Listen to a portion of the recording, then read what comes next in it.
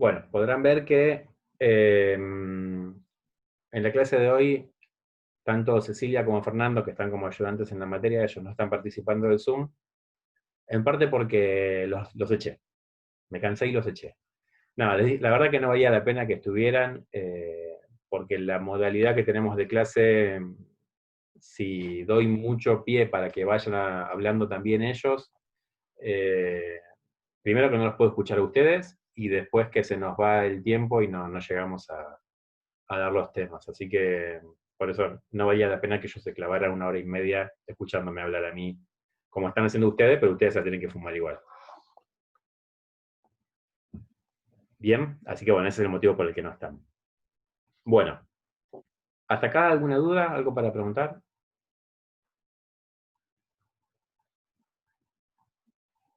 Lo de hoy, se habrán dado cuenta, es clase, o sea, es dictado de clase, no va a haber quizás tanto intercambio, porque quiero sí que se lleven bien los conceptos.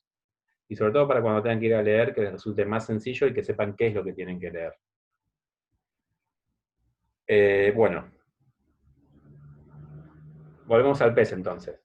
Ya tenemos estos conceptos que hablan de la gobernabilidad, la capacidad de gobierno y el proyecto de gobierno.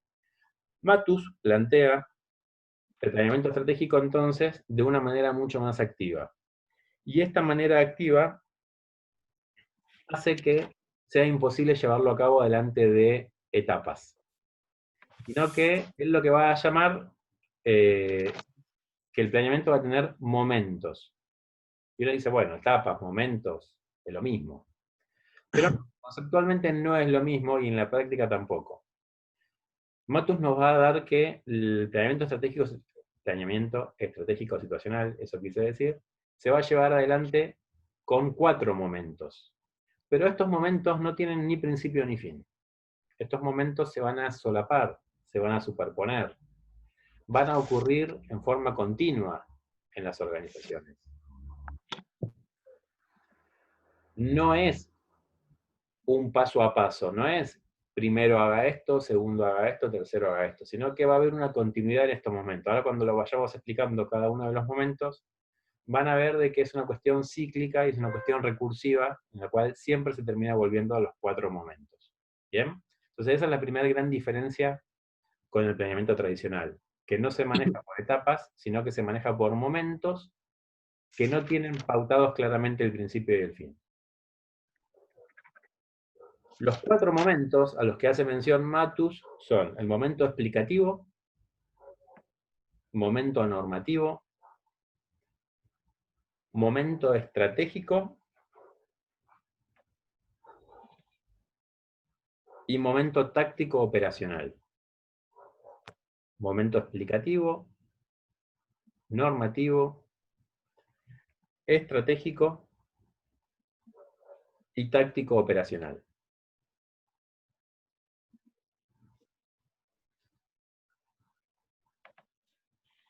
De hecho, van a ver que en el libro tienen un capítulo por cada uno de estos momentos, ¿sí?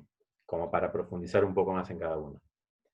Entonces, repito, 4 momentos del planeamiento estratégico situacional.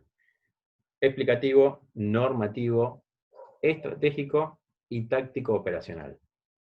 Y recuerden que no tienen un principio y un fin determinado, sino que van a ocurrir muchos a la vez.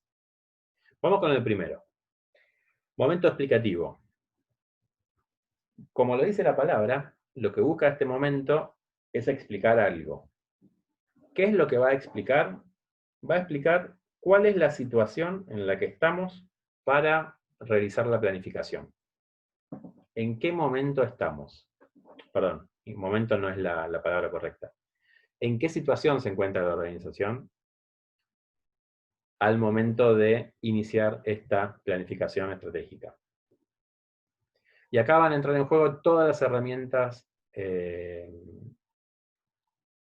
hemos mencionado en la clase pasada cuando hablamos de reflexividad. Va a entrar en juego el análisis FODA, la cruz de Porter, la matriz BCG, o cualquier herramienta de gestión que ustedes vayan viendo en distintas materias, que sirva para determinar cuál es la situación de la organización en un determinado momento. ¿Sí? Poder entender cómo está la organización. Este momento es un momento reflexivo, es un momento de mirada interna, de tratar de entender cómo estamos, qué nos falta, cuáles son nuestras debilidades, cuáles son eh, nuestras fortalezas y cuáles son nuestras partes más distintivas de la organización. Esto es lo que llamamos momento explicativo, que es el momento en el cual decimos, ok, vamos a planificar, tenemos que armar una planificación estratégica y esa planificación va a comenzar desde este punto. ¿Sí? Esta es la situación de comienzo, de inicio. Este momento tiene claramente un fuerte contenido de subjetividad. ¿Por qué? Porque me estoy analizando a mí mismo como organización. Y como mencionamos en la clase pasada, es bastante complejo verse uno mismo y encontrar sus defectos, sus debilidades, sus fortalezas. Y la organización va a tener que armar un diagnóstico de cuál es la situación actual. Y acá entra otro concepto, que es el concepto de problema. ¿Cuáles son los problemas que la organización tiene? Y acá, esto parece una pavada, pero no es tan pavada. Tenemos que definir qué es un problema. Por ejemplo, Camila, ¿qué entendés vos por problema? Eh, Alguna cuestión que tenemos, digamos, cuestiones que tenemos que resolver.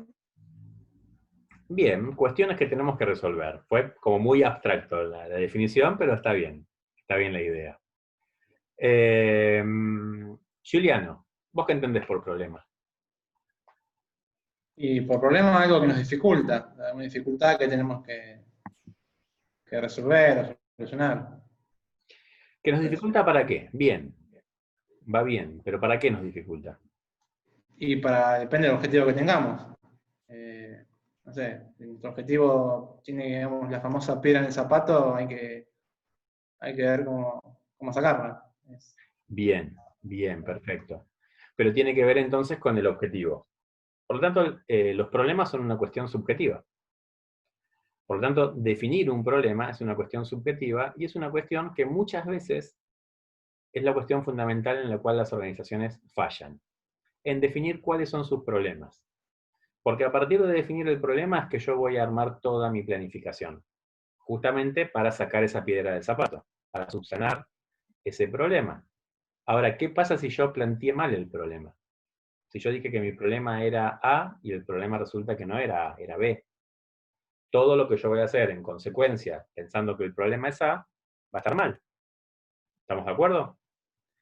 Entonces también, para definir el problema, es que es necesario que haya distintos puntos de vista, no alcanza con una única mirada. Ya desde el momento explicativo es que tenemos que recurrir a la mirada sistémica, a la mirada de toda la organización. No alcanza con que los jefes o el gerente general o el presidente de la empresa sea el que defina cuáles son los problemas de la empresa. Es importante que esa definición se produzca desde toda la organización. ¿Bien? Yo hace mucho leí una definición de problema que me parece que es una definición así a nivel genérico bastante clara, que nos ayuda a definir algo que es bastante... O sea, todos sabemos que es un problema, todos tenemos problemas, pero es una de esas palabras incómodas para definir, ¿sí? Que nos cuesta un poco definirla.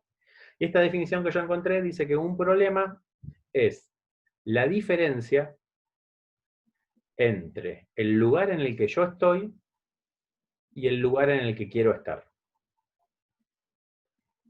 Siempre que haya una diferencia entre el lugar en el que estoy y el lugar en el que quiero estar, tengo un problema. Tengo un parcial la semana que viene, por ejemplo.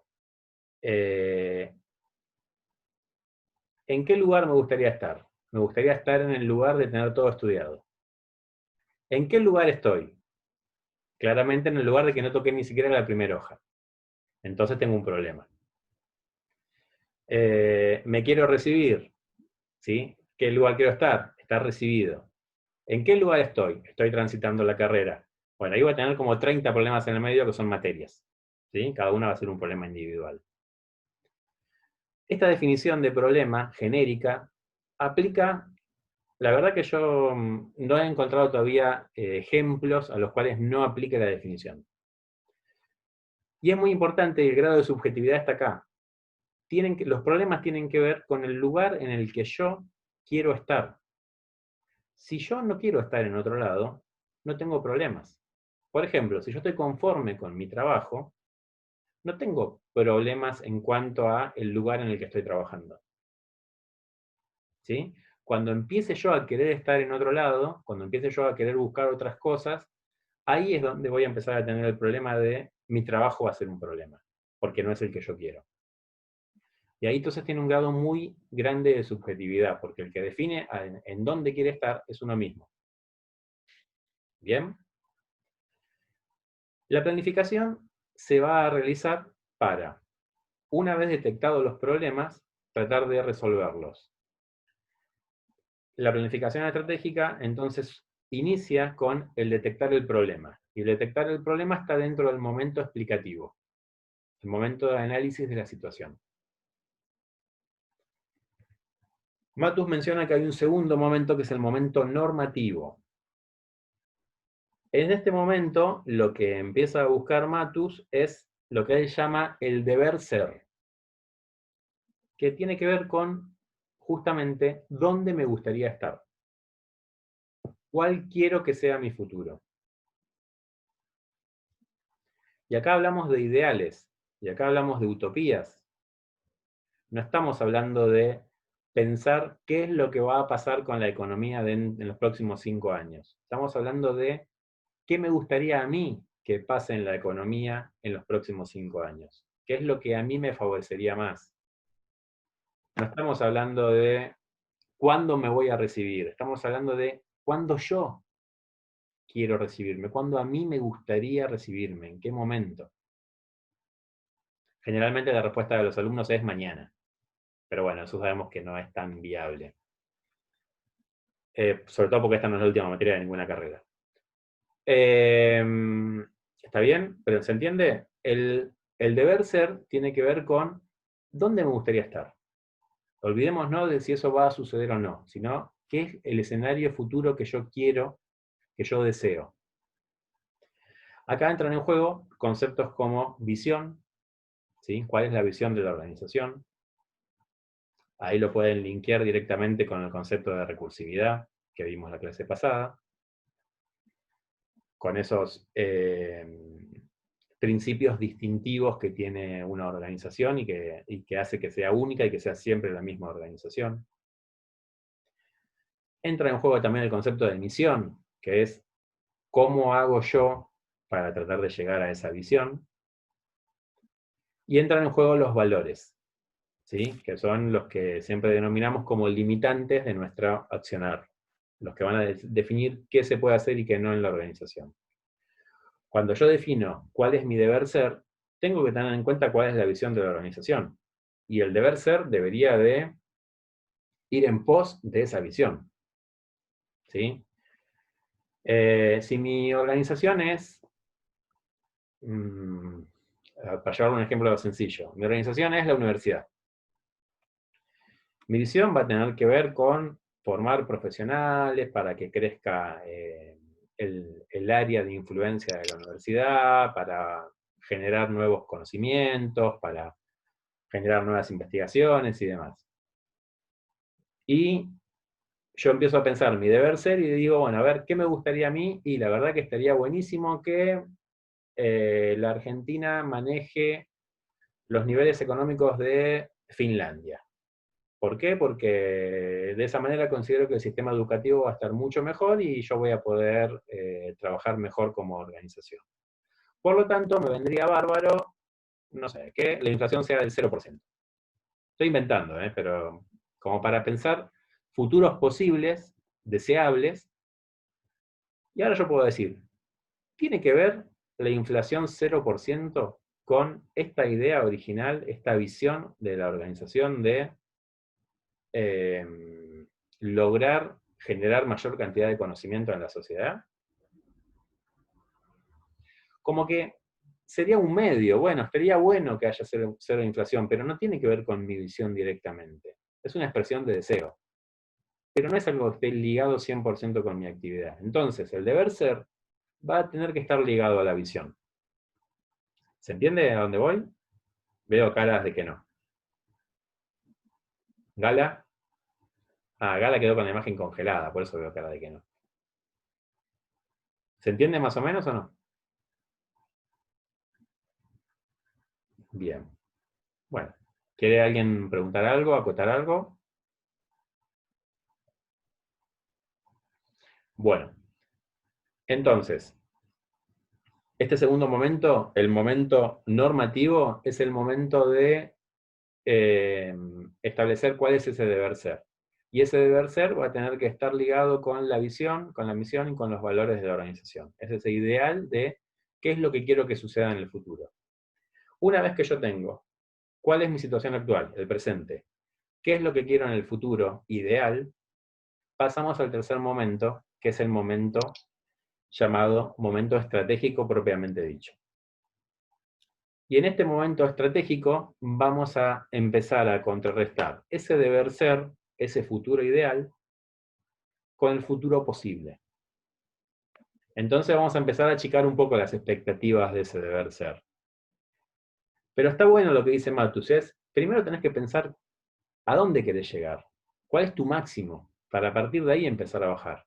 Si vos no tenés claro cuál es tu horizonte, difícilmente puedas planificar, por más que ya sepas que no vas a llegar a ese horizonte, pero si no sabes cuál es, no vas a poder armar una planificación. Entonces, primero pensá en lo ideal.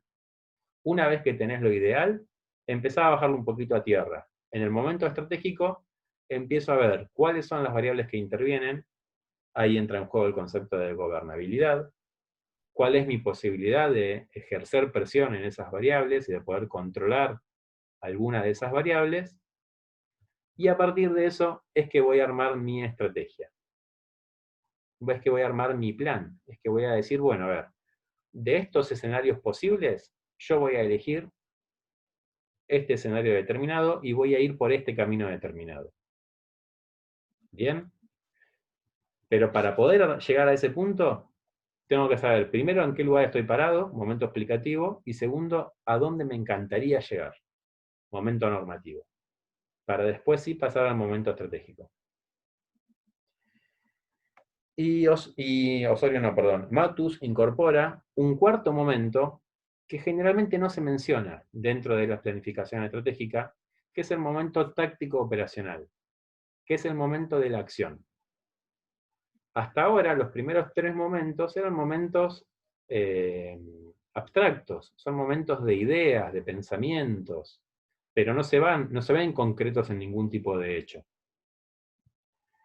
Lo más concreto que vamos a tener es cuando terminamos de armar la planificación, una planificación, es decir, objetivos determinados, proyecciones, si quiero, de presupuestos, pero en concreto todavía no hice nada. ¿Sí? Tomé decisiones, pero no las llevé a cabo. El momento táctico operacional es el momento de la decisión y es el momento de llevar a cabo aquello planificado. Y acá, aunque ustedes no lo crean, es la parte donde fracasan las organizaciones. Porque es la parte donde generalmente fracasamos todos. La frase, haz lo que yo digo, pero no lo que yo hago, tiene que ver con que lo que yo digo es lo que planifico estratégicamente. Lo que yo hago es lo que puedo y es lo que me sale. En el hacer, en el accionar, las organizaciones y nosotros mismos nos perdemos en el día a día y nos olvidamos de cuál era nuestra planificación estratégica.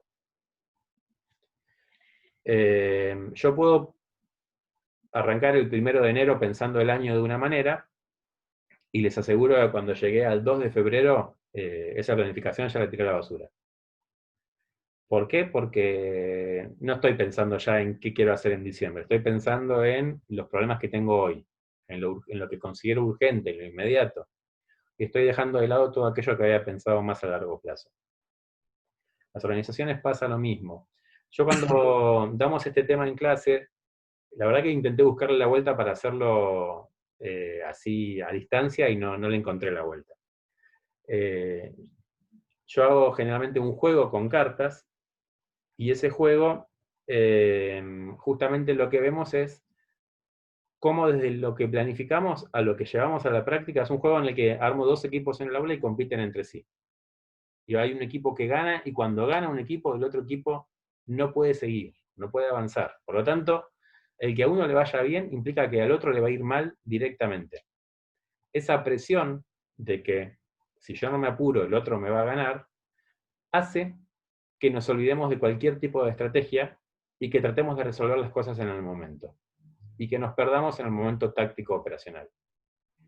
Y esto les aseguro, en todos los cuatrimestres que lo he hecho, funciona. Lo que pensaron que iban a hacer no tiene nada que ver con lo que terminan haciendo. De hecho, funciona tan bien que el juego lo hago 2 veces.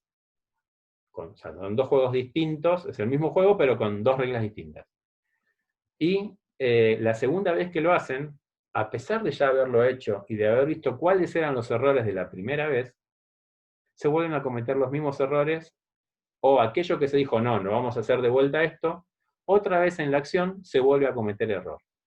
¿Por qué? Porque la acción nos pasa por encima y nos olvidamos completamente del pensamiento. Matus incorpora el momento táctico operacional porque él dice, la planificación estratégica no tiene ningún sentido si no tenemos en cuenta cómo se va a llevar a cabo eso y cómo es la práctica, ¿sí? Cómo es la realidad, cómo es la acción de ese planeamiento estratégico. Momento táctico operacional tiene que ver con directamente hacer las cosas y el ir observando continuamente si se va cumpliendo o no con lo que se había planificado. El control es todo el tiempo, no es que se hace al final. El planeamiento tradicional, el control se hace por segmentos. Bueno, dentro de 6 meses veo cuáles son los resultados. El planeamiento estratégico situacional lo que plantea es que en la misma situación uno vaya controlando, y cuando va controlando va a estar generando un nuevo momento explicativo, porque estoy analizando el presente. Imagínense, piénsenlo como algo estático. Estoy en el momento 0, armo la planificación estratégica. Pasan 2 meses. Cuando yo estoy en el momento táctico operacional, o estoy viendo qué es lo que estoy haciendo, lo que estoy armando en realidad es mi nuevo momento explicativo de ese presente 2 meses después. ¿Me siguen? O sea, en el momento en el que yo estoy parado, ese es mi presente, y ese tendría que ser mi momento 1, mi momento explicativo, mi situación actual.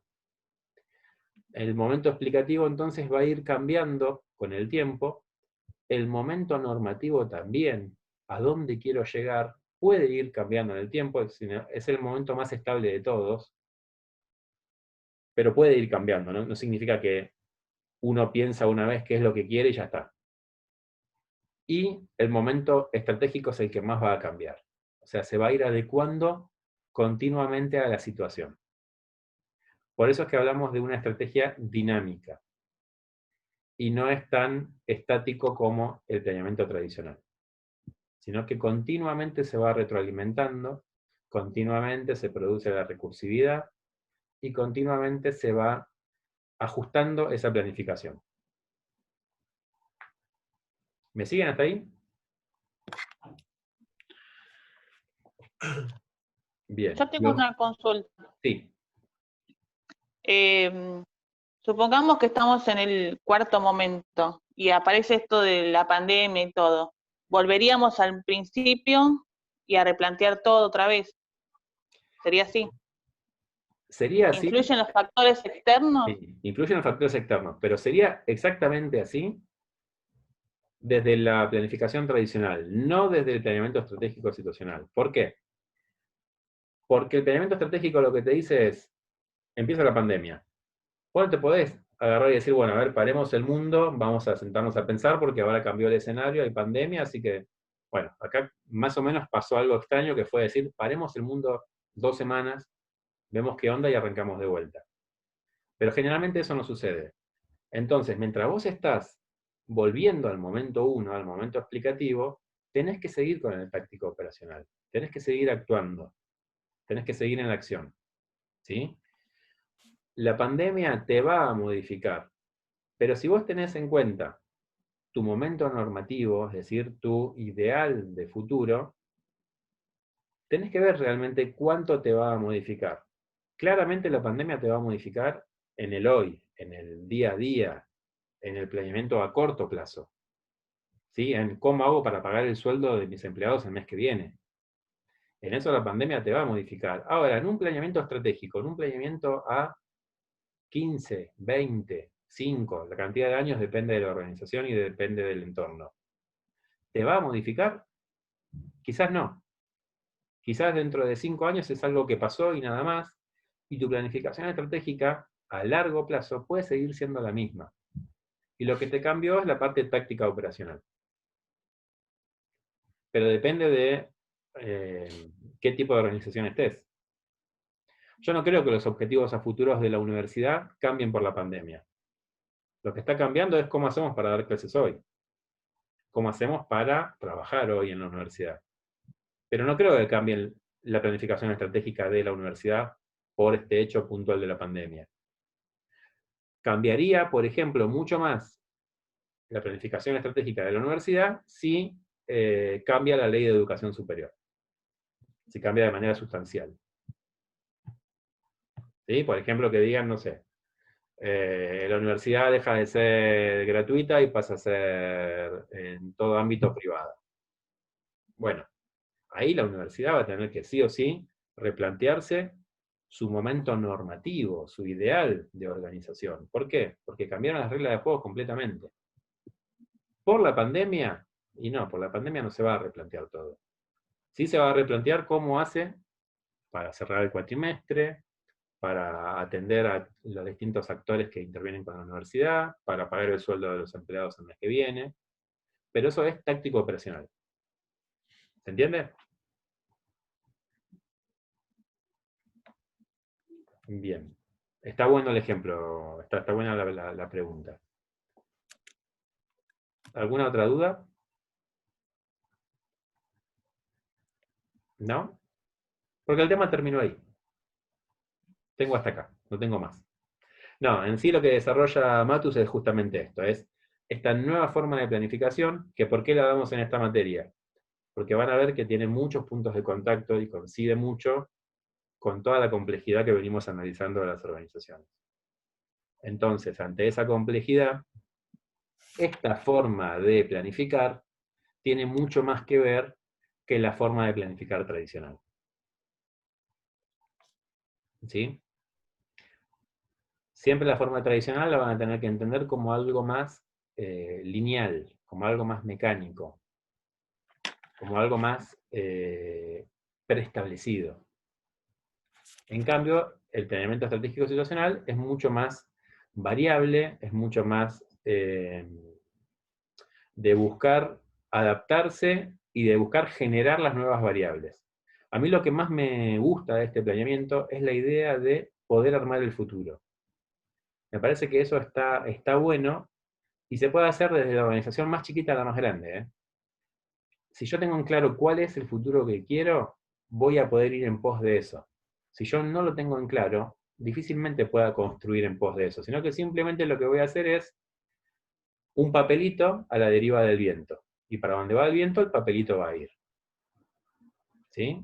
Que es lo que pasa, por ejemplo, con muchas pymes en Argentina. El principal objetivo de una pyme en Argentina, ¿cuál es? Sobrevivir.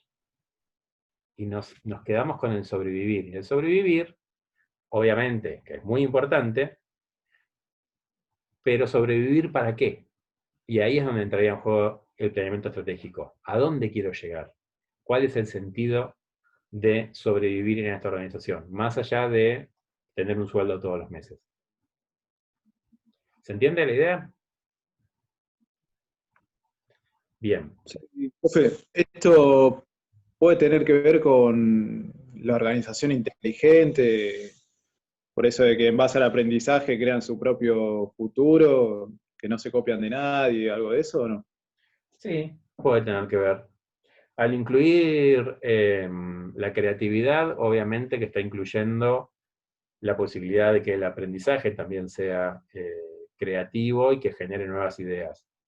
Y también desde el punto que vimos en la empresa inteligente de la visión compartida, porque estamos hablando de un planeamiento que sea sistémico. La visión compartida ayuda a que ese planeamiento se pueda producir desde toda la organización y no desde una parte. Y ni hablar el punto principal, lo que es la quinta disciplina, que dice Peter Senge, que es el pensamiento sistémico, ¿no? Que ya lo mencioné de forma explícita, con lo cual ahí se relaciona de manera directa. Así que sí, está bien la relación. Bueno, ¿algo más que quieran preguntar, acotar, comentar? Yo lo que los invito es a que tengan una lectura inteligente del libro. ¿Qué quiere decir una lectura inteligente? Que en algunas partes van a ver que se va un poquito el libro, ¿sí? Que empieza a mencionar a otros autores, que empieza a dar, no sé, de estrategia da 15 conceptos, cortitos, pero 15 conceptos de 15 autores distintos. Si alguno de esos conceptos lo leen y ustedes dicen, esto me sirve a mí para relacionar con tal cosa, tómenlo. Está buenísimo. Pero la lectura profunda la tienen que hacer en los conceptos que estuvimos viendo en la clase de hoy. Diferenciar planeamiento tradicional del planeamiento estratégico, y del planeamiento estratégico conocer bien los 4 momentos. ¿Sí? Ese es el tronco, es la parte fundamental del tema. ¿Todo lo que menciona el libro es interesante? Sí. Ahora, ustedes le darán el grado de interés y el grado de lectura que requiera cada una de las partes del libro. ¿Se entiende? ¿Soy claro? ¿Sí? ¿Se entiende lo que es Profe, ¿dónde lo encontramos el libro? Perdón. ¿Cómo? ¿En dónde se puede encontrar? El libro se los mandé en la primera clase, se llama Planeamiento Estratégico, y es uno de los PDF que le mandé en el primer mail de todos. Creo que el 16 o 18 de marzo, fíjense por esa fecha, más o menos. No, creo que un poquitito después, porque primero les mandé preguntándoles para que me confirmaran la dirección de mail, pero por ahí, por el 20 de marzo tiene que andar. Así que ahí tienen ya todo el material para leer. ¿Alguna duda? ¿No? Bueno, la clase que viene seguimos con la unidad 8. Creo que seguimos con la unidad 8, no estoy seguro. Quizás la clase que viene traigo un juego para hacer de negociación entre todos. Lo voy a meditar y después si es el juego, se lo tengo que mandar por mail primero, así que se van a enterar. Si no, igualmente la idea es seguir más o menos con la metodología que yo les dije el otro día, y es, después de la clase, vayan a la lectura. O sea, a partir de hoy vayan a la lectura de Matus, que me imagino que va del libro de Osorio, que me imagino que lo leyeron todos ya. Como sé que no lo leyó nadie, lo tienen que leer a partir de ahora. Y la clase que viene, vamos a ver si vemos o la unidad 9 o la unidad 8. ¿Bien? En sí de clase nos quedarán 3, más o menos, del que vamos a ir incorporando temas. Ya después de eso nos dedicaremos de lleno al final. ¿Está bien? Bueno, gente, damos por terminada la clase entonces. Nos vemos la semana que viene. Que tengan todos buena semana y suerte con el resto de las materias. Nos vemos. Sigan bien. Gracias, profe. Nos vemos. Chao, profe.